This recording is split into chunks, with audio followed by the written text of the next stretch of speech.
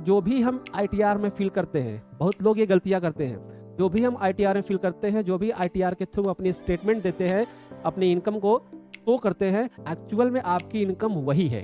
ध्यान दीजिएगा, जैसे जिसकी जीरो इनकम उसने कर दी, भैया हम 5 लाख कमाते हैं, तो चलिए भैया गवर्नमेंट को अच्छी बात है, 5 लाख आप भरोगे टैक्स। लेकिन जो 1 CR कमाता है वो अपनी इनकम 50 लाख दिखाता है, जो 50 लाख कमाता है वो इनकम वो अपनी 1 CR दिखाता है।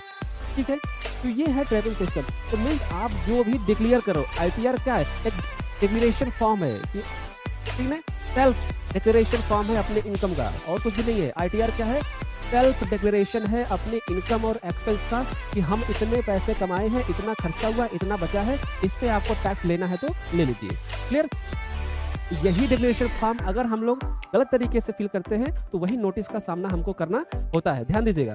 तो अब अगर हम क्या बता रहे थे कि अगर आप बिजनेसमैन हो और जीएसटी में रजिस्टर्ड हो तो आप अपनी जीएसटी हमेशा 0 भर रहे हो, टैक्स आपको पे नहीं करना है, सेल आपको दिखाना नहीं है, क्योंकि आपको सेल दिखाओगे तो जीएसटी पे करना पड़ेगा और वो आप चाहते नहीं हो।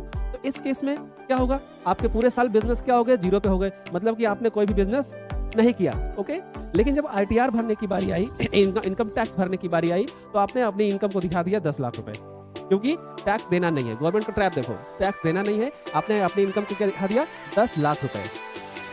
अब 22 लाख, ऐसा तो होता नहीं है, लेकिन 22 लाख अगर आपका लक रहा और डिपार्टमेंट ने एक्सेस कर लिया आपके डेटा को, जीएसटी डेटा पे, तब तो आपको नोटिस किसी आ जाएगी, ब्लैक मनी की। भाई आप एक बिजनेसमैन हो, जीएसटी में रजिस्टर्ड हो, ठीक है, और आपने जीएसटी में कोई भी इनकम दिखाई नहीं, मतलब आपने पूरे साल कुछ सेल ही नहीं किया, आपकी कोई बिजनेस ही नहीं हुआ, और आपने अपनी इनकम दिखाई 12 लाख रुपए।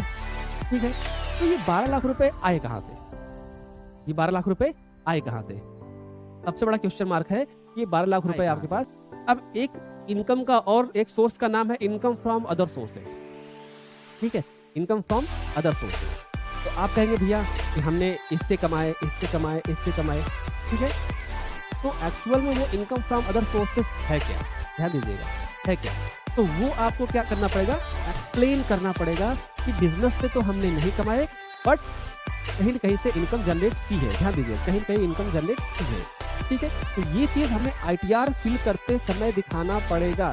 लोग क्या करते हैं, 44 AD के अंतर्गत 20 लाख रुपए का टर्नओवर और 11 से 12 लाख रुपए छूट है, तो 11 से 12 लाख रुपए का नेट इनकम दिखा दिए। यहीं पे ट्रैप हो गए, यहीं पे क्या हो गए, ट्रैप हो गए। तो ध्यान रखिएगा कि अगर आपका जीएसटी रजिस्ट्रेशन है तो आप आईटीआर बहुत सावधानी से भरेंगे,